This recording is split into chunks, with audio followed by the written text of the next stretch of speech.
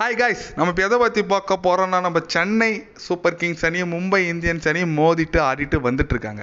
அதில் பார்த்தீங்கன்னா, டாஸ் வென்ற மும்பை அணி நாங்கள் முதல்ல போலிங் செய்கிறேன்னு முடிவு செஞ்சார் கேப்டன் ஹர்திக் பாண்டியா. அது மூலமாக சென்னை அணி களமிறங்கினாங்க. சூப்பராக ஆடினாங்க. கைக்வாட் அருமையாக ஆடினார். நம்ம சிவன் துபே கூட சூப்பராக ஆடினாருங்க.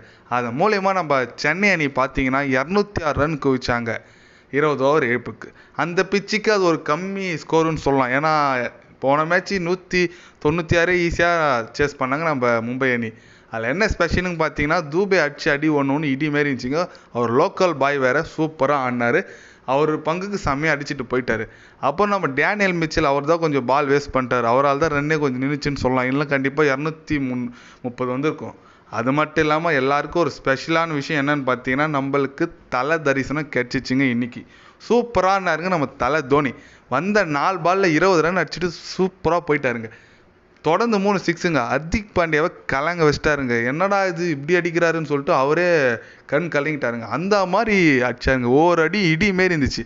அதனால் தலை தோனி வருவார் ரொம்ப எதிர்பார்த்துட்டு இருந்தாங்க ரசிகர்கள். வந்தாருங்க, வந்து தரிசனம் கொடுத்தாருங்க. தரிசனம் கொடுத்தது மட்டும் இல்லாமல் அந்த சிக்ஸ் அடிச்சுது ஐயோ கண்ணுக்குள்ளே நிற்குதுங்க. அந்த மாதிரி ஒரு மெரசனால பேட்டிங் ஆட்டு போயிட்டாருங்க. அவர் கண்டி இன்னொரு 4 ஓவர் முன்னே வந்திருந்தாருன்னா கண்டிப்பாக SRH ஸ்கோரை பீட் பண்ணிட்டு இருப்பாங்க. ஏன்னா அந்த அளவுக்கு ஹிட்டிங் அடிச்சாருங்க. அப்படியே பழைய தோனி 2010 2011 தோனியை பார்த்த மாரி இருக்குங்க. இந்த கிரவுண்டில் தான் வேறு வேர்ல்டு கப்பு ஃபைனலில் 6 அடிச்சு நம்மளுக்கு கப்பு வாங்கி கொடுத்தாரு. அதேமாரி ஒரு சிக்னேச்சர் ஷாட் அடிச்சாருங்க. அந்த ஷாட் இன்னைக்கு அடிச்சாருங்க. கண்டிப்பாக யார் மிஸ் பண்ணிங்கன்னு தெரியல. மிஸ் பண்ணாதீங்க. அட்லீஸ்ட் ஹைலைட் சைஸ் போய் அவரோட வீடியோ பாருங்கள். சூப்பராக அடிச்சார் 6. அதனால் நம்ம தோனி அடிச்சது ரொம்ப மகிழ்ச்சியாக அளிக்குதுங்க. ஜெயிக்கிறமோ தோக்குறமோ விட்டுருங்க இந்த மேட்ச். ஆனால் தோனி ஆடினார், அது மட்டும் போதுங்க.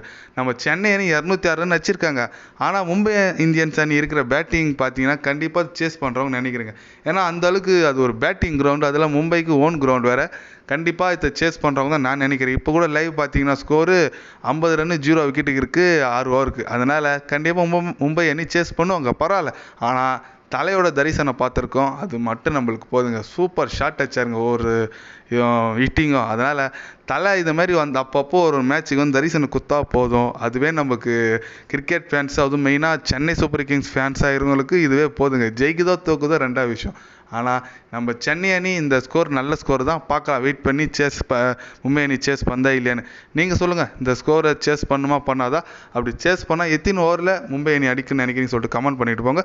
இது போன்ற ஸ்போர்ட்ஸ் நியூஸை தெரிஞ்சுக்கணும்னா சேனலை சப்ஸ்கிரைப் லைக் ஒன்று பண்ணிக்கோங்க. என்னடா சப்ஸ்கிரைப் கம்மியாக இருக்குதுன்னு நினைக்காதீங்க. கண்டிப்பாக கிரிக்கெட் பற்றி, முக்கியமாக IPL பற்றி டே பை டே அப்படியே சேனலில் வரும். சப்ஸ்கிரைப் மட்டும் பண்ணி வச்சுக்கோங்க. நன்றி, வணக்கம்.